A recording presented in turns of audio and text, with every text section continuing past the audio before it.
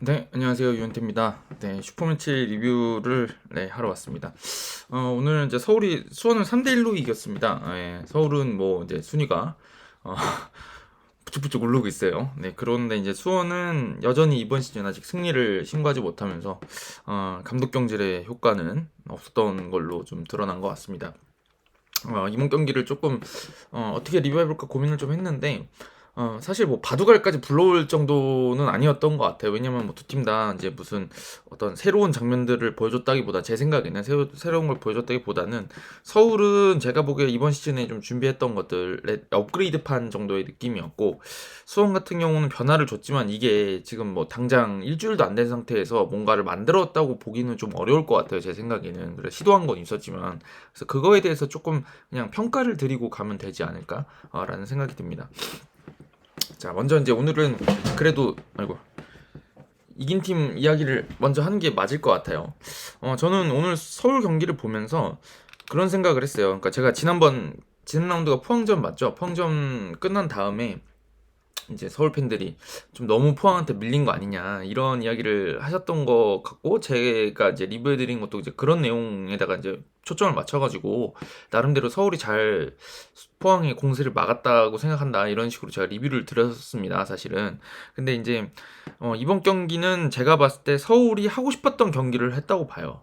어떤 점에서 그랬는지 조금 이제 설명드리려고 그러는데, 그러니까 이번 경기에서는 4-4-2 형태를 계속 이번 시즌 거의 4-4-2를 써왔는데, 근데 이번 경기는 이제 뭐 완전히 4-2-3-1 형태에 가까운 형태를 들고 나왔습니다. 근데 저는 이게 상당히 괜찮은 밸런스였다는 생각이 좀 들거든요. 그러니까 이게 뭐 이제 그 지도자들도 그런 지도자들이 있다고 제가 종종 말씀드리잖아요. 뭐 포메이션 하나도 안 중요하다. 어떻게 서는지가 중요한 거지. 경기장에서 어떻게 이제 배치가 됐냐가 중요한 거지. 누구를 두 명 놓고 이렇게 해서 그렇게 숫자가 되지 않는다 이렇게 말씀하시는 분들도 있다고 제가 종종 말씀드리잖아요. 저는 이번 경기도 사실은 그런 맥락에서 봤을 때는 지난 경기랑 비슷한 면이 있으면서도 저는 그 선수 성향이 달라지다 보니까 포메이션의 변화가 이제 경기력으로 나왔다고 생각이 드는데, 여지까지 제가 4-4-2 쓰는 서울이 괜찮다 이렇게 말씀드렸던 이유는 지난번 리뷰할 때 그런 얘기 드렸잖아요. 어디서 싸울 건지를 정하는 게 굉장히 좋다.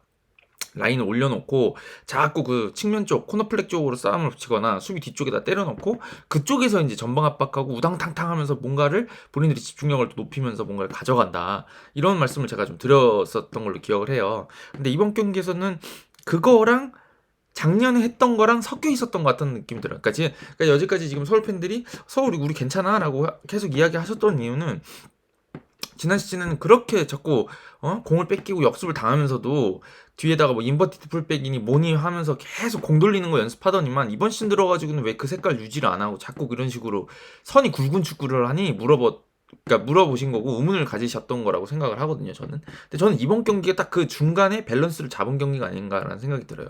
근데 이제 이게 좀 여러 가지 의미가 좀 잘 맞아 떨어져서 잘 이런 경기 나왔다고 생각이 드는데, 일단은 황현수 선수 들어온 거 저는 괜찮았다고 봐요. 왜냐면 황현수 선수가 발도 좀 빠른 편이고 그 다음에 뭐 가끔 그 집중력이 좀 떨어지는 장면들이 있긴 하지만 대인 수비 같은 경우도 제가 이제 한참 잘할 때 보면 괜찮았거든요. 네, 그런 거를 고려를 해봤을 때 황윤 선수가 들어오니까 이제 오스마르가 한 칸을 더 이제 편하게 올라올 수 있게 됐죠. 그 다음에 오스마르랑 기성용이 허리 둘을 딱 지켜버리니까 좋은 점이 이 둘이 워낙 볼도 잘 차고 좀 느린 게 단점이죠. 근데 이 선수들이 뒤에 같이 버텨 있고 팔로세비치가 이제 그 공격형 미드필더 자리에서 그 황의조 뒤쪽에서 움직이거나 그 앞쪽으로 움직이거나, 그러니까 팔루세비치는 사실은 풀어놓은 강아지처럼 개를 이 경기장에 풀어놨다고 생각하는 게 편한 선수예요. 왜냐면 이 선수가 그냥 잡고 막 연결하고 이렇게 하라 그러면 오히려 이제 본인의 기량을 잘 못 보여주는 선수라고 저는 생각하거든요. 그러니까 돌아다니면서 받아주고 연결하고 받아주고 또 뛰고 받아주고 가고 이런 식으로 가야 되는데, 지금 뭐 기성용이나 오스마르 선수 같은 경우도 그런 걸 잘하지만 보통은 발 앞에 딱 들어온 걸 잡고 안정적으로 잡아놓고 잡아놓고 연결 이런 템포라 그러면 팔로세비치는 그거보다는 더 많이 툭탁툭탁 해야 되는 선수거든요. 그렇게 하려면은 아무래도 한 칸 위가 이제 본인한테 어울릴 수도 있는데, 여지까지는 이제 오스마르가 계속 수비를 봐왔고 그 앞에 기성용이 있었고 그 옆에 이제 팔로세비치가 있어서 4-4-2를 쓰다 보니까 그게 좀 안 됐던 것 같은데 이번 경기에서는 좀 밸런스를 새롭게 잡으면서 공이 굉장히 잘 돌았던 경기라는 생각이 듭니다. 기성용하고 오스마르가 볼을 돌리기 시작하고 이제 부족한 공격 숫자들은 풀백들이 올라가서 김진야 선수가 실수가 없진 않았지만 어찌됐든 많이 전진했었잖아요. 이태석 선수도 뭐 전진을 원래도 잘하는 선수니까 측면 쪽 잘 활용하면서 그런 선수들하고 연관을 계속 만들어주는 것들이 이제 그 팔로세비치가 잘했던 점이 아닌가라는 생각이 듭니다. 그래서 뭐 첫 번째 골 같은 경우도 사실은 이제 기성용 선수가 보여준 그 시작한 거였죠. 사실 거기서 왼발로 꺾어주면서 그냥 그 위협적인 이제 패스를 딱 밀어넣고 거기서 이제 2D를 받고 나오면서 모든 게 벌어집니다. 그리고 이제 제가 보기에 황희조 선수가 약간 그 마지막 나성호 선수 쪽으로 가는 그 패스는 살짝 터치 미스가 아닌가 싶긴 한데 어찌됐든 그 형태 자체는 볼 없는 선수랑 있는 선수들하고 같이 해서 이제 2대1에서 3자 패스로 연결이 되는 형태였거든요, 사실. 그러니까 그게 굉장히 좋은 그 템포가 간결했기 때문에 공격 전개가 굉장히 돋보였다. 이런 얘기를 좀 드리고 싶습니다. 근데 이제 제가 또 그런 말씀 드렸잖아요. 그러니까 이번 시즌에 선 굵은 축구랑 뭔가 지난 시즌에 아기자기하게 만들어가는 축구에 좀 절충점이었던 것 같다 이렇게 말씀드렸었는데 제가 이제 그렇게 생각하는 점은 뭐냐면 오늘도 수원이 전반 초반에 좀 압박을 걸기도 하고 사실은 서울이 그게 항상 문제였어요. 지난 시즌에도 그 볼을 돌리고 본인들이 만들어 가려고 하다가 뒤에서 공을 뺏겨가지고 이제 역습당하는 게 항상 문제였잖아요. 근데 이번 경기 초반에 잘 보시면 처음에는 좀 미련이 없는 것 같아요. 그래서 제가 이제 주로 봤던 건 김진야 선수인데 김진야 선수 쪽으로 공이 이제 공 잡을 때 측면 쪽으로 이제 서울이 공을 많이 뿌리잖아요. 공을 뿌릴 때 압박이 들어오곤 하면 김진야 선수가 패스 방향을 항상 뒤로 내놓지 않고 앞으로 넣습니다. 무슨 말인지 이해되시나요? 예를 들면 뭐 중앙 쪽에 공이 들어갔다가 기성용에서 뭐 김진야 선수 쪽으로 공이 들어갑니다. 근데 약간 불안정하게 들어와서 상대가 압박이 들어오면 사실 지난 시즌에 서울 같으면 그걸 백패스를 했을 거예요. 아니면 기성용 선수 돌려주던가. 왜냐면 그렇게 다시 만들고 소유하려고 했으니까. 근데 이번 경기에서는 초반에 특히 이제 수원이 달려들 때는 그거 미련 없어요. 그냥 앞쪽에 황의조 선수 보고 그냥 대충 공간에 때려줍니다. 그렇게 되면 어떻게 되냐면 효과가 황의조 선수가 또 되게 부지런히 오늘 많이 뛰었잖아요. 황의조 선수가 접근하면서 거기서 네 거도 아니고 내 거도 아닌 볼 혹은 뭐 네 거 60% 내 거 40%가 되는 볼에서 계속 경쟁해주고 거기에 이제 팔로세비치가 더해주는 거죠. 얘 잘 뛰잖아요. 팔로세비치가 나상호 그다음에 이제 뭐 또 임상엽 선수까지 해가지고 막 앞으로 달려들어가지고 거기서 전방 압박을 해버리고 수원이 걷어차는 걸 다시 그때 이제 다시 찾아오는 겁니다. 그러니까 개념이 지난 시즌 같은 때는 너희가 압박 들어와? 그럼 우리가 이거 다 돌려가지고 볼을 안정적으로 지켜가지고 우리가 다시 공격할 거야 라고 생각했다 그러면 이제는 너희가 압박 들어와? 그럼 너희 위험 지역에다 내가 볼 때려 넣는다. 그 다음에 너희 거기서 압박해서 너희가 실수하는 걸 우리가 다시 먹을 거야. 이런 식의 개념이 좀 바뀌어 있다고 봐요. 그러니까 지난 시즌에는 어떻게 보면 처음부터 완성된 작품을 만들어내려고 그랬다 그러면 이번 시즌에는 일단 너희도 아니고 우리도 아니고 일단 그냥 개싸움으로 하나 만들어 놓고 그 다음에 우리가 잡을 거야 라고 하는 어떤 좀 조금 어떤 이 전략의 변화가 조금 있었다고 좀 보입니다. 저는 그래서 오늘도 전반전에 수원이 좀 잡으려고 나오는데 거기서 번번이 안 걸리고 압박 싸움 걸고 또 이제 지금도 보시면 알겠지만 선수 구성이 서울의 전방이 좋습니다. 그렇잖아요. 나상호랑 황의조는 국가대표 선수고 임상엽 선수나 팔로세비치도 활동량과 이 공수를 다 가지고 있는 선수들이잖아요, 사실은. 이 네 선수가 앞에가 좋다 보니까 그쪽에서 싸움을 걸면서 수원을 압박하는 형태가 상당히 좋았던 것 같아요, 저는. 그래서 이번 경기를 총평하자면 압박 들어올 때는 상대편 위험지게 때려놓고 싸움을 해버리는 형태였고 이제 수원이 자꾸 그런 식으로 뭔가 싸움을 걸다가 본인들이 이제 그 싸움이 잘 안 걸리면 좀 내려서게 되잖아요. 그리고 수원 자체가 제가 보기에는 그렇게까지 아직 그 감독님도 바뀌고 나면서 정돈이 안 돼 있는 상태이기 때문에 제가 보기엔 좀 더 짜임새 있는 경기력을 못 보여줬거든요. 그런 상황에서 흐름을 서울 쪽으로 서울이 스스로 가져온 다음에 그 다음에는 이제 기성용하고 오스마를 중심으로 해서 볼을 돌려가면서 공격들을 만들어냈던 것 같아요. 그래서 굉장히 좋은 어떤 전반전에 한 골 넣는 것 자체도 좋았지만 경기 운영 자체가 상당히 좀 안정적이었습니다. 제가 봤을 때는. 뭐 물론 한두 개 정도 위기가 오긴 했었는데 그게 수원 팬들도 이제 인정하실 거예요.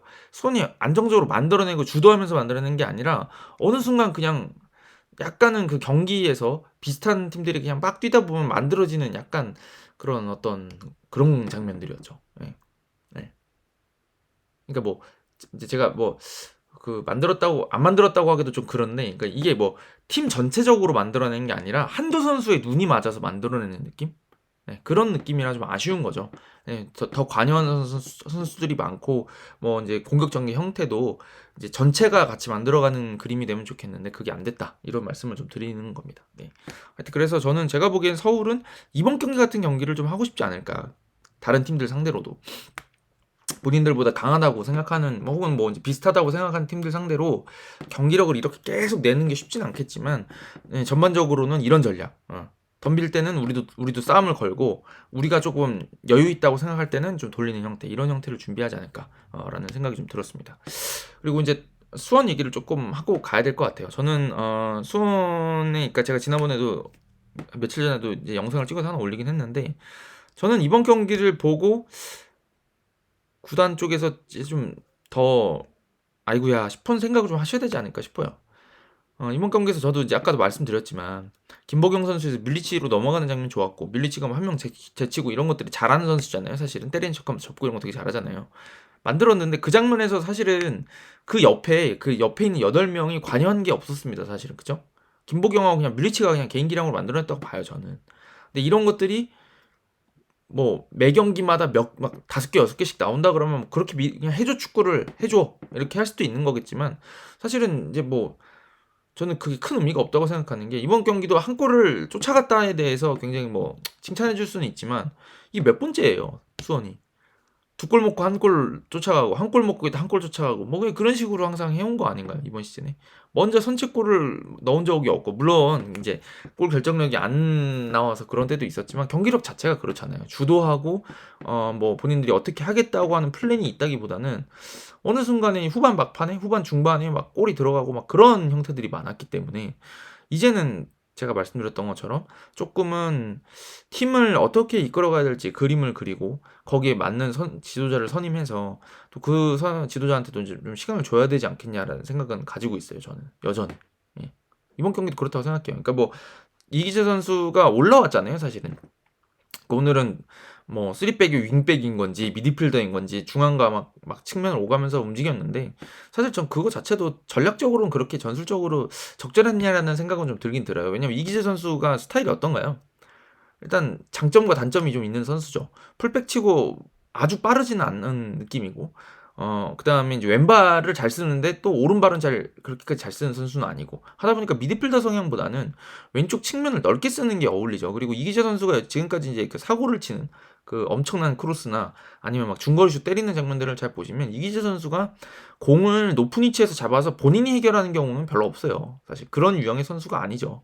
어떻게 하냐면 앞에 있는 측면에 있는 미드필더들이 혹은 윙어나 미드필더들이 공 잡고 딱 이렇게 돌리고 있을 때 본인 앞에 딱 그 공간이 딱 열렸을 때 거기를 마치 그 기차가 올라가듯이 직선적으로 딱 올라가면서 거기서 이제 중거리를 한 방 터트린다거나 그 진짜 제가 너무 대단하다고 생각하는데 낙차가 큰 그 크로스들을 올려대면서 이제 공격 포인트를 쌓는 선수인데 높은 위치에서 본인이 공 잡아봐야 할 게 없어요. 왜냐면 거기에 그냥 수비가 붙어버리면 이기재 선수 장점이 안 나오거든요. 오히려 이제 앞에 전진우 선수가 있고 그거를 이제 뒤에서 뭐 이제 이기재 선수가 직선적으로 움직이는 게 전 나을 수 있다고 생각하거든요. 이제 그런 것들이 이제 뭐 그럼 시도가 나빴냐? 시도할 수 있습니다. 시도해야 되고 시도할 수 있는 전략들인데 근데 이런 것들이 이제 실패냐 그 성공이냐를 가르는 거는 단순히 이 경기는 아니고 몇 경기 해봐야죠.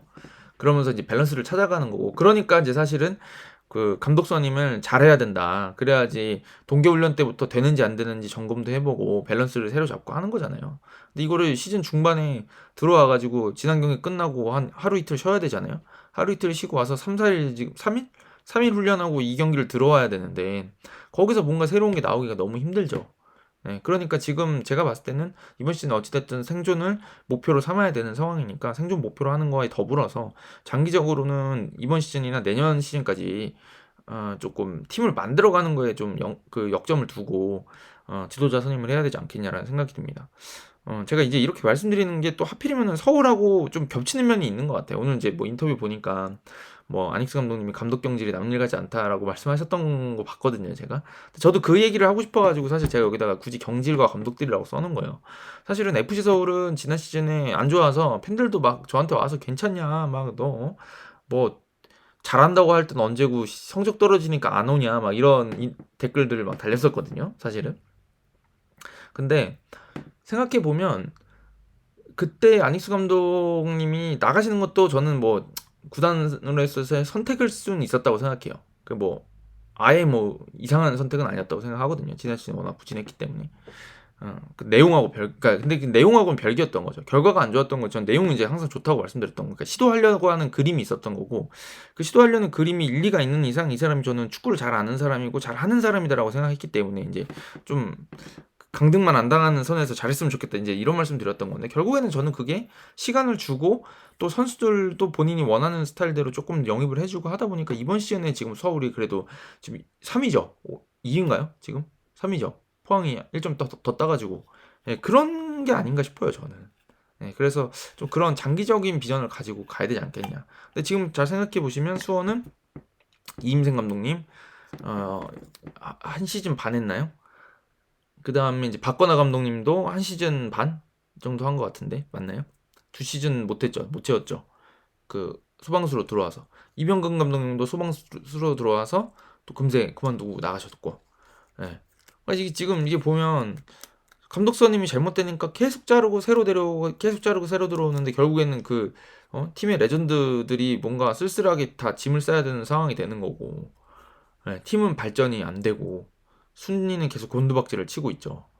예, 그런 걸 생각해 보면 이제 조금 구단에서 지도자 선임에 좀 신중해야 될 필요가 있지 않겠냐. 그게 제가 보기에는 수원의 그 미래를 또한 결정하지 않겠냐. 제가 보기에 서울은 이제 조금 안정세에 접어드는 것 같다는 느낌이 좀 들어요.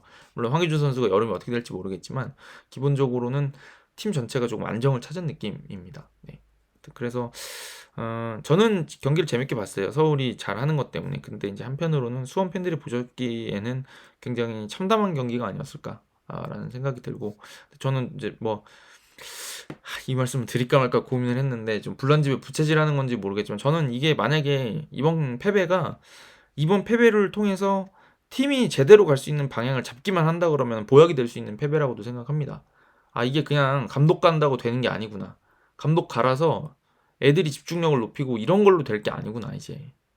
어? K리그가 그렇게 만만한 데가 아니구나 이제. 그런 거를 조금, 예, 깨닫는 그런 계기가 됐으면 좋겠는데 알 수가 없죠 사실은. 그래서 저는 하여튼 수원 팬들한테는 좀 심심한 위로를 드리면서, 네, 좀 지켜보셔야 되지 않겠습니까? 라는 생각이 듭니다. 네, 저는 감독만 제대로 오면 수원도 충분히 이번 시즌 초반이잖아요. 8경기밖에 안 했는데. 그러니까 조금 미래가 있지 않겠냐라는 생각이 듭니다. 이 정도로 하고 가보도록 하겠습니다. 여러분 감사합니다.